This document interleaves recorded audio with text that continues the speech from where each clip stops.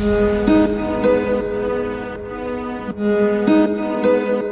lecture on nuclear physics.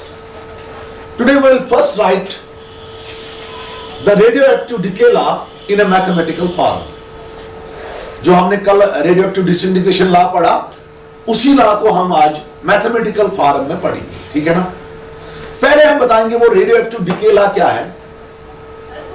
वो हमने कल पढ़ा, क्या पढ़ा हमने कि जो रेट ऑफ डिसइंटीग्रेशन है, रेट ऑफ डिसइंटीग्रेशन यानी रेट ऑफ डिके, या हम ऐसे बोलेंगे number of atoms decaying per second, ठीक है ना, at any instant of time.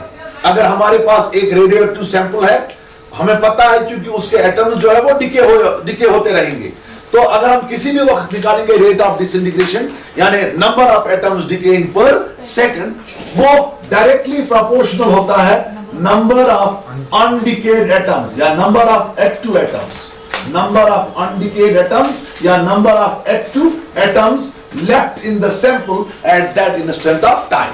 अगर हम किसी भी वक्त रेट ऑफ डिके निकालेंगे इसकी रेडियोएक्टिव सैंपल की, या हम number of atoms decaying per second निकालेंगे, वो डायरेक्टली प्रोपोर्शनल होता है उस वक्त सैंपल में कितने नंबर ऑफ एक्टिव एटम्स है, नंबर ऑफ अनडिकेड एटम्स है। अब हम इसी को आज मैथमेटिकल फॉर्म में लिखेंगे। आपको क्वेश्चन आएगा, बोर्ड में क्वेश्चन आएगा, state radioactive decay law and explain it. Explain में भी आपको इसका जो मैथमेटिकल फॉर्म में ही लिखना है, ठीक है ना। तो यह आएगा ऐसे, write down state radioactive decay law and write it in a mathematical form. Suppose बच्चों हमारे पास यहां पर एक रेडियोएक्टिव सैंपल है, suppose at time t is equal to 0 इस रेडियोएक्टिव एटम में कितने एटम्स हैं, n0, यानी बिफोर डिके जो हमारा रेडियोएक्टिव सैंपल है, सपोज इस रेडियोएक्टिव सैंपल में कितने एटम्स हैं, n0, यानी n0 जो है they are the original number of atoms present in a radioactive sample. तो हम ऐसे बोलेंगे n0 is equal to number of atoms present in a radioactive sample, present in a radioactive sample at time t is equal to 0. That is before decay. अभी इस radioactive sample की decay नहीं हुई है, सपोज इसमें जो original number of atoms है वो कितने हैं, n0। Now with the passage of time इसमें जो एटम्स है वो डिके हो जाएंगे, ठीक है ना। इसका मतलब है इसमें जो नंबर ऑफ एक्टिव एटम्स है वो डिक्रीज हो जाएंगे। सपोज n जो है, n है number of atoms left in the sample at time t। यहां देखो बच्चों, जब टाइम 0 था बिफोर डिके, हमारा जो सैंपल था इसमें कुल कितने एटम्स थे, n0। अब टाइम पास हो गया, with the passage of time इसमें जो एटम्स है वो डिके हो जाएंगे, डिसइंटीग्रेट हो जाएंगे। तो एट टाइम t इसमें कितने एटम्स रहे, तो time t is equal to 0 से t तक कितने एटम्स कुल डिसइंटीग्रेट हुए, n0 माइनस n, ठीक है ना, n0 minus n। Suppose dn जो है, dn is equal to number of atoms that further disintegrate in small time dt। भाई देखो यहां पर पहले इसमें कितने एटम्स थे, n0, ठीक है ना। अब टाइम पास हो गया तो एट टाइम t इसमें कितने एटम्स रहे, n, तो डिके कितने हुए, n0 minus n। Suppose in small time dt जो ये सैंपल है इसमें और dn एटम्स क्या हुए, disintegrate. dn is equal to number of atoms that further disintegrate in time dt। चूंकि dn जो है ये स्मॉल है, लिहाजा अगर हम यहां रेट ऑफ डिके निकालेंगे, रेट ऑफ डिके हो गया dn डिवाइडेड बाय dt, ठीक है ना। देयरफॉर रेट ऑफ डिके, या हम लिखेंगे rate of disintegration, rate of decay वो होगा बराबर dn बाई dt। चूंकि dn जो है it is the small number of atoms that disintegrate further in small time dt। लिहाजा as per radioactive disintegration law ये जो dn by dt radio rate of disintegration होगी, this will be directly proportional to the number of undecayed atoms. What is the number of undecayed atoms? n। चूंकि dn जो है वो small number of atoms है जो further disintegrate यहां हो गए, ठीक है ना। अब एज पर रेडियोएक्टिव यहां पर जो रेट ऑफ डिके है वो है dn by dt। Now as per radioactive decay law ये जो रेट ऑफ डिसइंटीग्रेशन है या रेट ऑफ डिके है ये डायरेक्टली किसको प्रोपोर्शनल है? Number of undecayed atoms. But as per radioactive decay law ये जो dn by dt होगा यानी रेट ऑफ डिके या रेट ऑफ डिसइंटीग्रेशन होगी, ये होगी directly proportional to the number of undecayed atoms left in the sample. That means dn by dt होगा directly proportional to n। फिर से देखो n नॉट जो है वो है number of atoms present in the radioactive sample at time t is equal to 0। n जो है ये है नंबर ऑफ एटम्स यानी नंबर ऑफ अनडिकेड एटम्स जो अभी डिके नहीं हुए left in the sample at time t, ठीक है ना। dn जो है ये दिया मैंने स्मॉल नंबर ऑफ एटम्स जो which further disintegrate in small time, therefore dn by dt जो होगा वो होगा रेट ऑफ डिके। मगर आपको पता है रेट ऑफ डिके या रेट ऑफ डिसइंटीग्रेशन वो किसको प्रोपोर्शनल है? Number of undecayed atoms. What is that? n। चूंकि यहां पर हम n क्यों लेंगे? क्योंकि dn जो है वो स्मॉल है, ठीक है ना, थोड़े से एटम्स हुए तो नेग्लिजिबल हम कहेंगे। तो यहां dn by dt जो है वो है प्रोपोर्शनल टू n, यानी रेट ऑफ डिके जो है वो है directly proportional to the number of undecayed atoms present in the sample. Now आगे जाएंगे हम।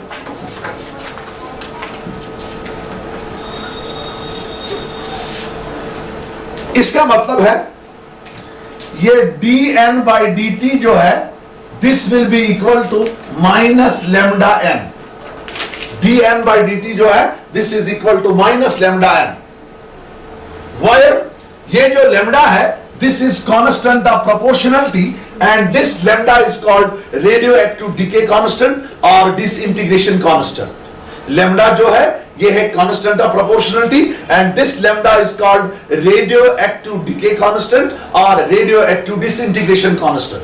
जो लैम्डा है ये क्या है? Constant of proportionality. इसको क्या कहते हैं? डिके कांस्टेंट या क्या कहते हैं? Disintegration constant. यहां देखो ये जो नेगेटिव साइन इस इक्वेशन में है, नेगेटिव साइन दिखाता है कि जो ये नंबर ऑफ अनडिकेड एटम्स इस सैंपल में रहेंगे that will decrease with time. जितना टाइम इंक्रीज होगा उतना ये n है इसका वैल्यू कम हो जाएगा, उतना ज्यादा एटम्स डिसइंटीग्रेट हो जाएंगे, उतना ज्यादा एटम्स डिसइंटीग्रेट हो जाएंगे यानी उतने अनडिकेड एटम्स क्या रहेंगे? कम। नेगेटिव साइन जो यहां पर है it shows that the number of undecayed atoms और number of active atoms left in a radioactive sample decreases with time. देखो अब हम यहां पर क्या करेंगे? वेरिएबल सेपरेशन करेंगे, यानी हम यहां वेरिएबल सेपरेट करेंगे, यानी n के नीचे n लिखेंगे, n के नीचे t नहीं लिखेंगे, ठीक है ना। अब हम कैसे लिखेंगे इसको? देखो हम लिखेंगे ऐसे dn by n is equal to minus lambda dt। dn by n is equal to minus lambda dt। dn by n is equal to minus lambda dt। dn के नीचे n लिया, ठीक है ना। अब इस इक्वेशन को हम इंटीग्रेट करेंगे, इंटीग्रेटिंग बोथ साइड्स तो हमें क्या मिलेगा? Integration of dn by n is equal to integration of minus lambda dt। आपका यहां पर जो ये क्या है, आपका यहां पर लैम्डा माइनस लैम्डा जो है वो बाहर आएगा चूंकि लैम्डा कांस्टेंट है। ये बनेगा integration of dn by n is equal to minus lambda integration of dt। यहां रखो यार बच्चों, integration of dx by x यानी integration of 1 by x dx वो होता है बराबर log of natural log of x। इसको हम कहते हैं नेचुरल लॉग। यहां e लिखा नहीं मैंने, ये नेचुरल लॉग है। दूसरा होगा log to the base 10। Now integration of 1 by x dx या हम कहेंगे ऐसे dx by x वो किसके बराबर होता है? log of x। इसको ऐसे पढ़ते हैं log of x। ये कौन सा log है? Natural log। इसी तरह यहां पर integration of dn by n, यानी हमें 1 by n को इंटीग्रेशन करनी है, वो किसके बराबर होगी? शाबाश, log of natural log of n। यहां हम सिंपली लिखेंगे log of n is equal to minus lambda, integration of dt जो होता है वो होता है t, क्योंकि integration of dx is x, integration of dt is t, plus c। What is this c? c is constant of integration, तो इसका हम वैल्यू निकालेंगे by using initial conditions. c जो है ये है कांस्टेंट ऑफ इंटीग्रेशन, चूंकि ये these are indefinite integrals, ये indefinite इंटीग्रेशन है यहां पर, तो c जो है ये कांस्टेंट ऑफ इंटीग्रेशन है, इसका वैल्यू जो है वो हम निकालते हैं bye using initial condition. Initial condition मतलब इनिशियली क्या है? जब टाइम 0 है आपका नंबर ऑफ एटम्स कितने हैं? n0, that is at t is equal to 0, at t is equal to 0, n is equal to n0। Therefore first becomes, क्या बनेगा मेरा इक्वेशन? फर्स्ट log n0, क्योंकि n के बदले n0 लिख रहे हैं, मुझे इनिशियल कंडीशन लगानी है, n0 is equal to minus lambda, t के बदले 0 प्लस c। इसका मतलब है आपका c जो है, c का वैल्यू निकला log of n0, c का वैल्यू निकला log of n0, ठीक है ना? c का वैल्यू क्या निकला? log of n0। आपने टाइम t 0 दिया, जब टाइम t 0 होगा तो उस वक्त n का वैल्यू क्या होगा बेटा? n0, तो c निकला log of n0। तो c का वैल्यू उठाओ और फर्स्ट में सब्स्टिट्यूट करो। व्हाट द फर्स्ट बिकम्स, आपको निकलेगा log of n is equal to minus lambda t plus c का वैल्यू log of n0।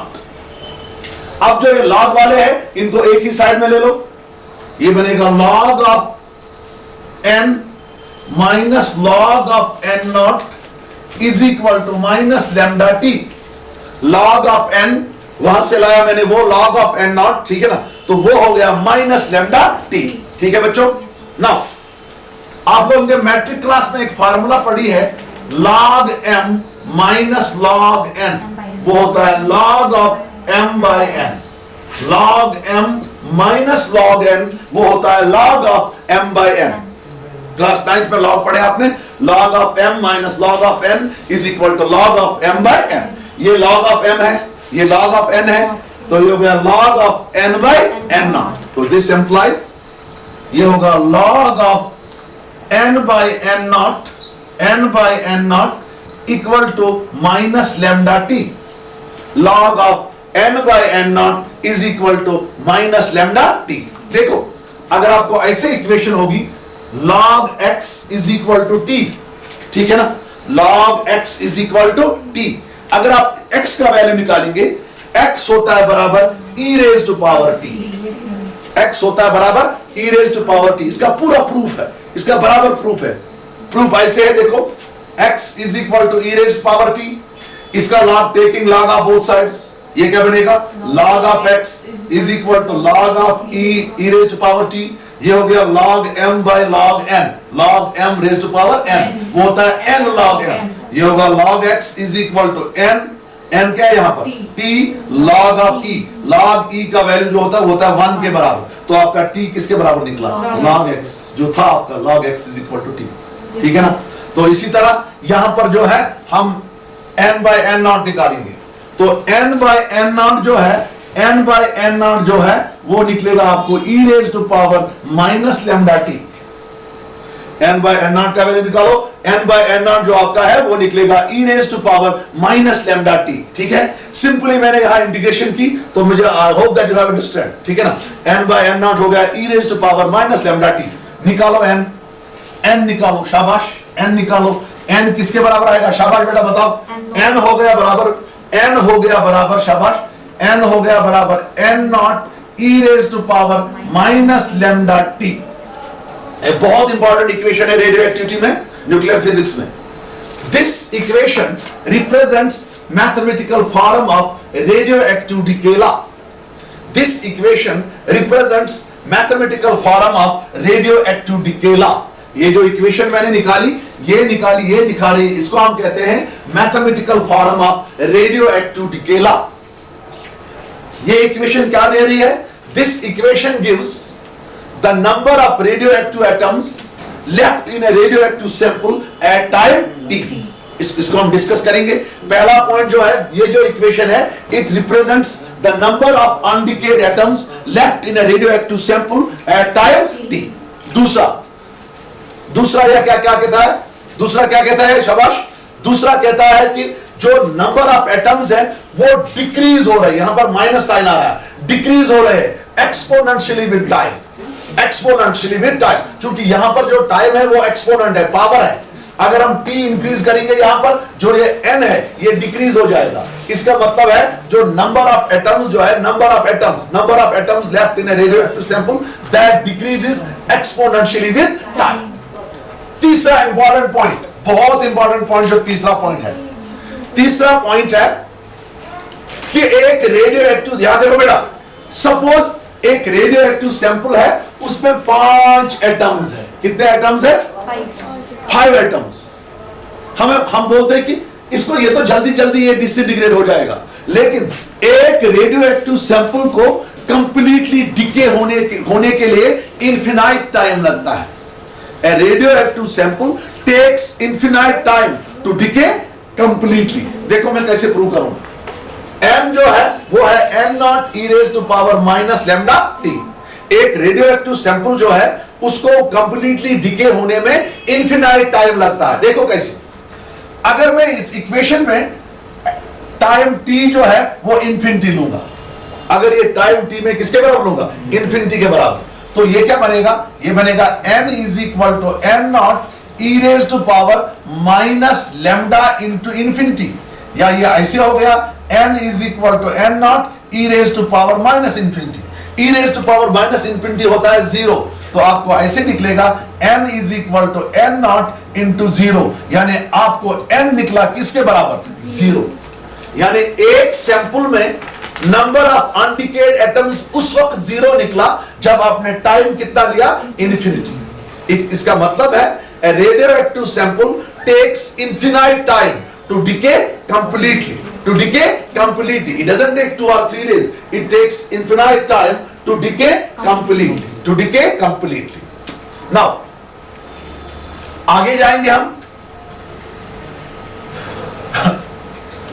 ये जो डिके है, ये जो इक्वेशन है, इसको हम ग्राफिकली भी प्लॉट कर सकते हैं। देखो, यहां पर हम ग्राफ ड्रॉ करेंगे, यहां से हम टाइम लेंगे, यहां से हम लेंगे number of undecayed atoms,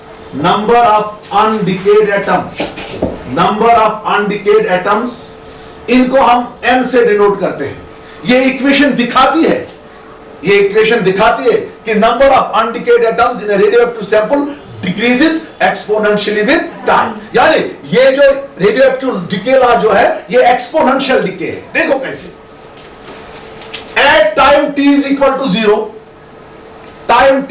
to 0, हमें एटम्स कितने हैं? Original number of atoms. अगर हम इस इक्वेशन में भी देंगे, ये बनेगा n is equal to n naught e raise to power lambda into 0। अगर हम टाइम 0 देंगे तो आपका जो n है वो निकला n naught into e raise to power 0, यानी आपका n जो है वो निकला n नॉट। यानी जब टाइम 0 होगा, आपके जो number of atoms radioactive sample में होंगे वो होंगे मैक्सिमम n नॉट। जैसे जैसे टाइम इंक्रीज होगा, ये जो number of undecayed atoms in radioactive sample जो है वो डिक्रीज हो जाएंगे। ठीक है ना? अब अगर हम ग्राफ प्लॉट करेंगे, वो ग्राफ ऐसे होगा। ऐसे क्यों होगा? क्योंकि इस रेडियोएक्टिव सैंपल को इनफिनाइट टाइम लगता है in order that it may decay completely, in order that this n becomes 0। ठीक है ना? अगर यहां हाफ टाइम होगा, यानी टाइम यहां पर t होगा, जिसको आप हाफ लाइफ पीरियड कहते हैं। हाफ लाइफ पीरियड कौन सा टाइम होता है? जिस टाइम में इस रेडियोएक्टिव एलिमेंट में half the number of atoms disintegrate हो जाएंगे। अगर इसमें कुल एटम्स है n नॉट, ठीक है ना? आफ्टर 1 हाफ लाइफ इसमें कितने एटम्स रहेंगे? शाबाश, इसमें जो एटम्स रहेंगे वो रहेंगे n नॉट बाई 2। आप देख सकते हो आगे, अगर 2 हाफ लाइव्स होंगे यानी 2t होगा, यहां पर जो नंबर ऑफ एटम्स अनडिकेड रहेंगे वो रहेंगे n not by 4, so on and so on. So this is the graphical representation of radioactive decay law. Radioactive decay law. This graph shows that the number of atoms in a radioactive decay, ठीक है ना, decreases exponentially with time. Now, अब हम आगे जाएंगे. Let us define this decay constant. ये decay constant है. ये decay constant जो है, पहले हम इसको define करेंगे. Decay constant. Let us define this decay constant. इसको हम डिके कांस्टेंट भी कहते हैं, इसको बच्चों हम डिसइंटीग्रेशन कांस्टेंट भी कहते हैं, इसको बेटे हम रेडियोएक्टिव डिके कांस्टेंट भी कहते हैं, रेडियोएक्टिव डिके कांस्टेंट भी कहते हैं. यानी लैम्डा जो है, let me now define lambda. Lambda हम डिफाइन करेंगे, यानी रेडियोएक्टिव डिके कांस्टेंट हम डिफाइन करेंगे. आपको एग्जाम में आ सकता है डिफाइन रेडियोएक्टिव डिके कांस्टेंट, ठीक है ना. देखो कैसे, आपको अभी पता है as per radioactive decay law n जो होता है, ये होता है n naught e raised to power minus lambda t. This is the mathematical form of radioactive decay law. It gives the number of atoms present in a radioactive sample, ठीक है ना, after time t. Now, n जो है, ये है number of radioactive atoms left in a radioactive sample after time t. n naught जो है, ये है original number of atoms present in a radioactive sample. Suppose इस इक्वेशन में क्या करूंगा मैं काम, लैम्डा में लूंगा बराबर 1 by t. सपोज लैम्डा है बराबर किसके, 1 by t. Let's assume that lambda is equal to 1 by t, ठीक है ना. उसके बाद में क्या करूंगा, इस इक्वेशन में दूंगा, ठीक है ना, ठीक है ना, शाबाश.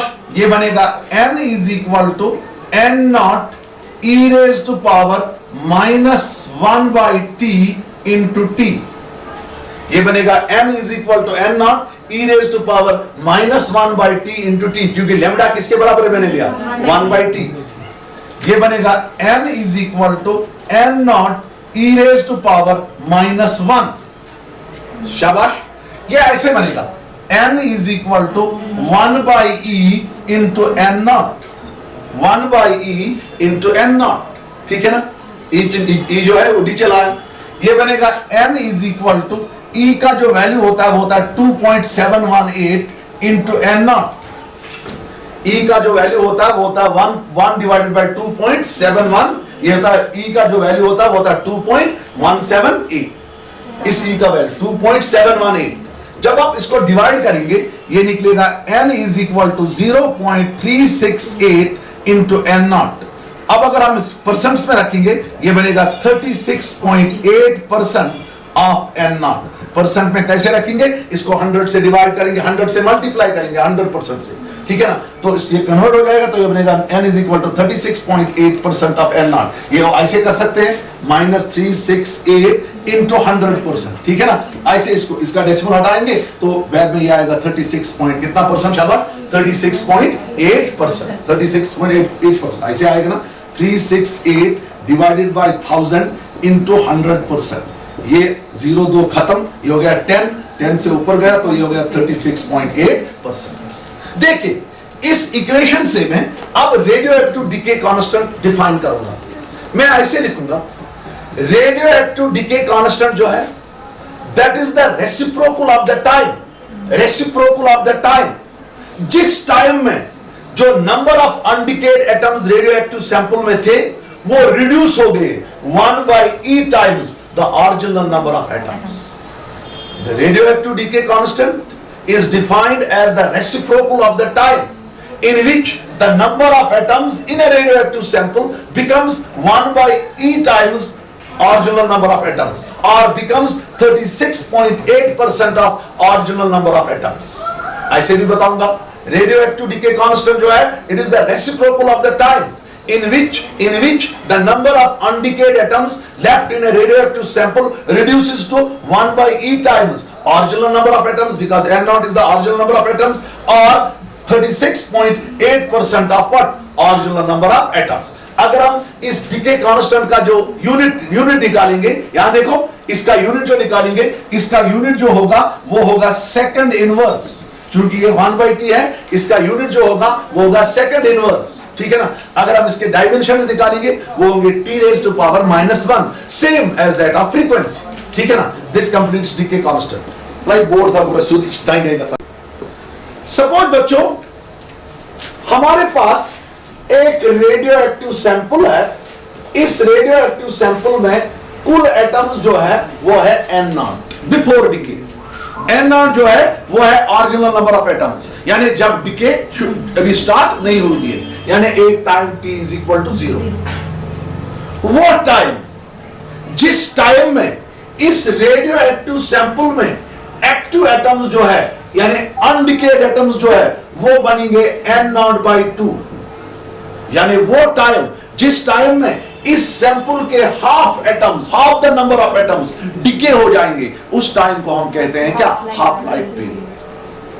The time during which half the number of atoms of a radioactive sample will disintegrate, that time is called as what, half life period, half life period of a radioactive substance, ठीक है ना।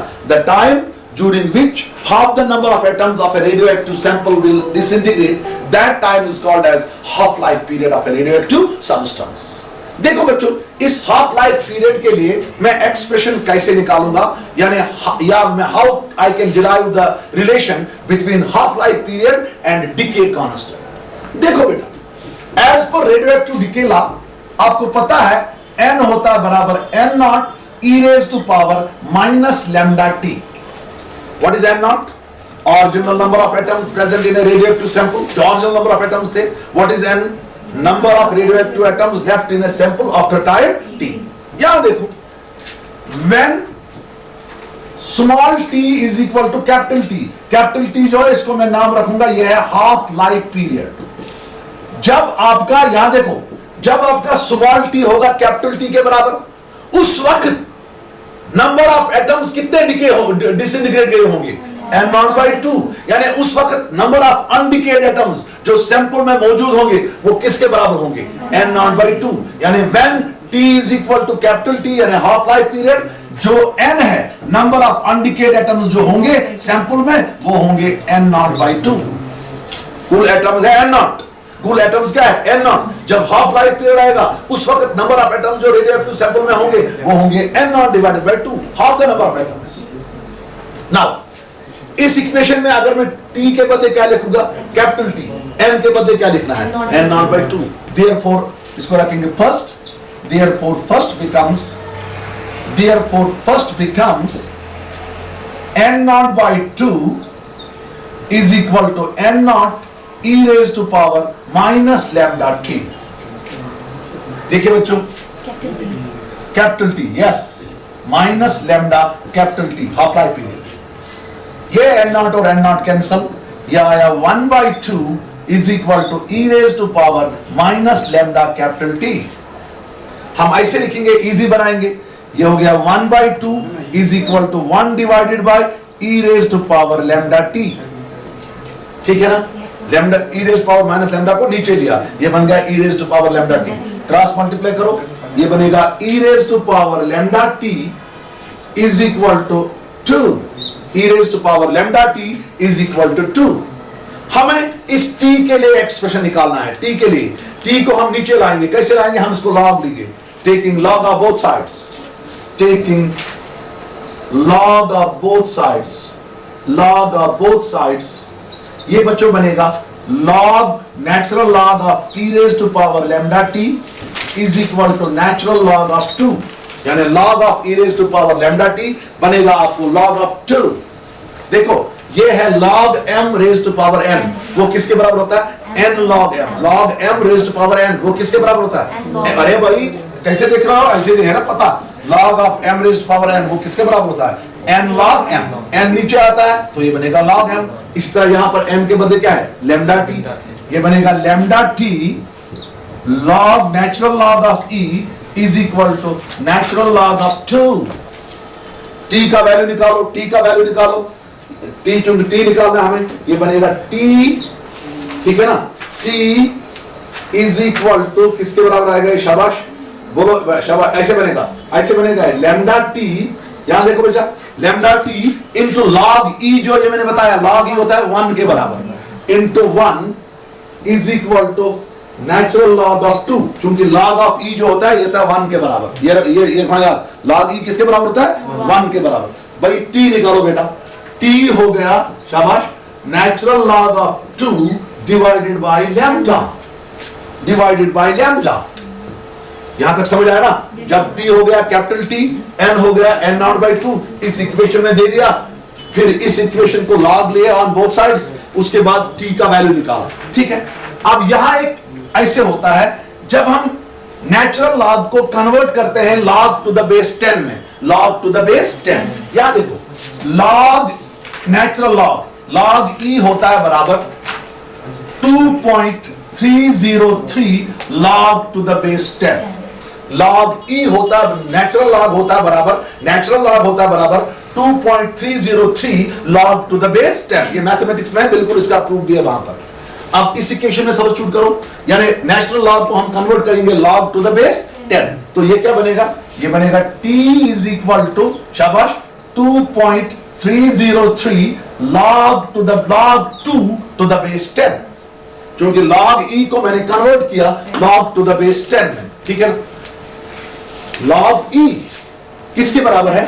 2.0, log ई नहीं, natural log, natural log किसके बराबर है? 2.303 log to the base 10। तो वही मैंने लिखा, t हो गया 2.0303 log to the base 10 into log 2 to the base 10, ऐसे पढ़ते हैं, log 2 to the base 10। Log 2 to the base 10 का वैल्यू बाय क्या है? शाबाश, बाय है लैम्डा। ये बनेगा t is equal to 2.303 into log 2 to the base 10 जो है, इसका हम टेबल से वैल्यू देखेंगे। जब हम टेबल से वैल्यू देखेंगे, इसका वैल्यू होता है 0.301 डिवाइडेड बाय क्या है बेटा? लैम्डा। इसका हम टेबल से वैल्यू देखेंगे, लॉग 2 टू द बेस 10 किसके बराबर होता है? वो होता है 0.301। जब हम इनको मल्टीप्लाई करेंगे, ये निकलेगा t is equal to 0.693 divided by lambda. ये है expression for half life period, या this is the relation between half life period and decay constant. Half life period and decay constant, relation between half life period and decay constant, relation between half life period and decay constant. चलिए आगे, आपका half life period t जो है वो निकला 0.693 divided by lambda. इसका मतलब है जो आपका हाफ लाइफ पीरियड है that is inversely proportional to the decay constant. Larger the decay constant, smaller will be the half life period and vice versa. दूसरा पॉइंट जो है, क्योंकि रेडियो एक्टिविटी जो है यह है spontaneous process, it is not affected by the temperature, लिहाजा आपका जो हाफ लाइफ पीरियड है इस पे टेम्परेचर का कोई इफेक्ट नहीं होगा, it is independent of temperature. Now I am going to write down one of the beautiful relation in this topic, half life period, by which we can calculate the number of atoms left in a radioactive sample after n half lives, after n half lives। देखो heading में लिखूंगा number of active atoms या number of undecayed atoms left in a radioactive sample, very important relation, in a radioactive sample after n half lives, after n half lives, after n half lives। देखो बेटा, ये बहुत important relation है, numericals इसी से आएंगे, आपको अगर नीट में भी आएंगे। देखो बच्चों, सपोज n नॉट जो है, this is the original number of atoms, original number of atoms, original number of atoms present in a radioactive sample, original number of atoms present in a radioactive sample. n naught जो है वो है original number of atoms present in a radioactive sample. After one half life इस number of atoms कितने बनेंगे, कितने रहेंगे? n naught by 2। इसका मतलब नहीं है कि आफ्टर 2 हाफ लाइव्स टोटल जो एटम होगा वो सारा डिसइंटीग्रेट होगा, क्योंकि आपने पढ़ा अभी कि जो रेडियोएक्टिव सैंपल है that takes infinite time to disintegrate. देखो बेटा, सपोज N1 जो है N1, ये है number of atoms, number of undecayed atoms, number of undecayed atoms left in a sample after one half life, after one half life। One half life क्या होता है? जब आपका स्मॉल टी होता है किसके बराबर? कैपिटल टी के बराबर। इसको हम कहते हैं वन हाफ लाइफ। एक हाफ लाइफ, एक हाफ लाइफ में जो आपका डिसइंटीग्रेशन टाइम होता है वो होता है टी के बराबर, कैपिटल टी के बराबर। उस वक्त जो है N1 होगा, ये किसके बराबर बनेगा? N0/2। ठीक है ना?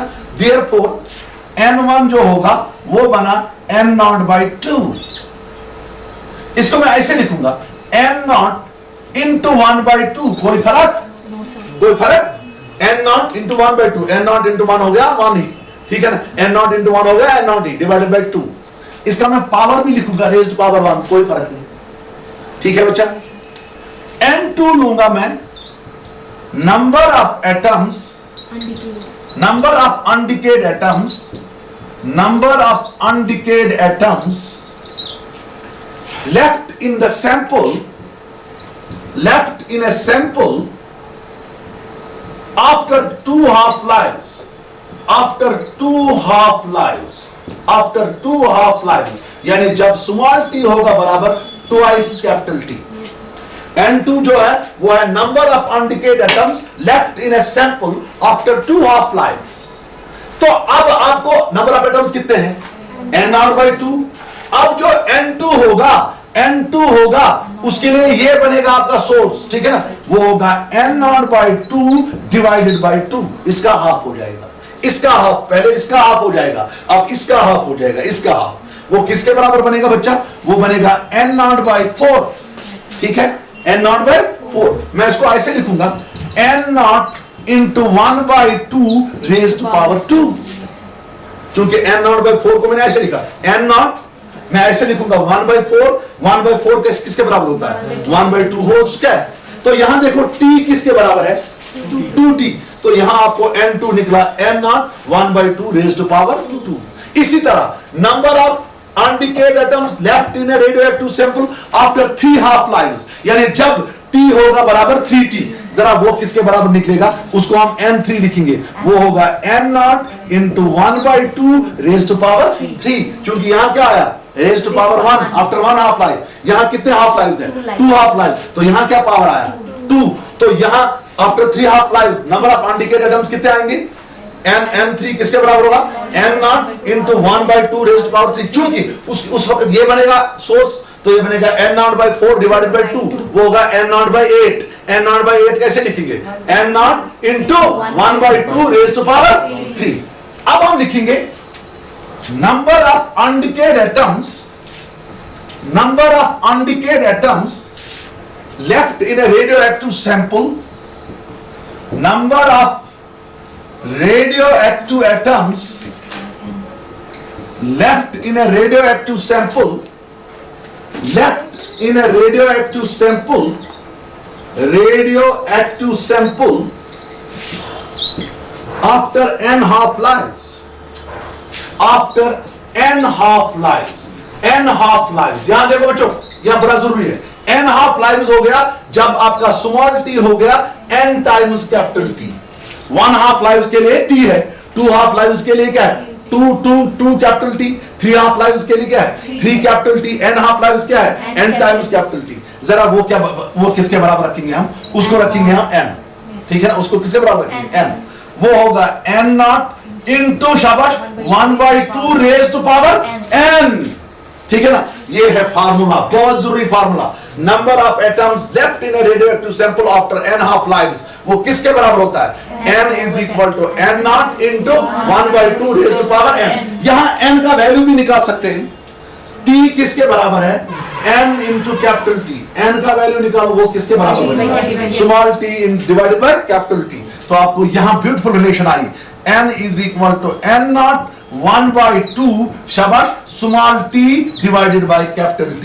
वायर कैपिटल T जो है वो है हाफ लाइफ पीरियड और स्मॉल टी जो है वो है disintegration time. Radio active sample का क्या?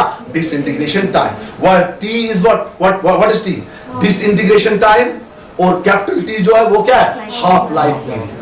This gives the number of radioactive atoms left in a radioactive sample after and half life. A very important relation. This completes today's lecture.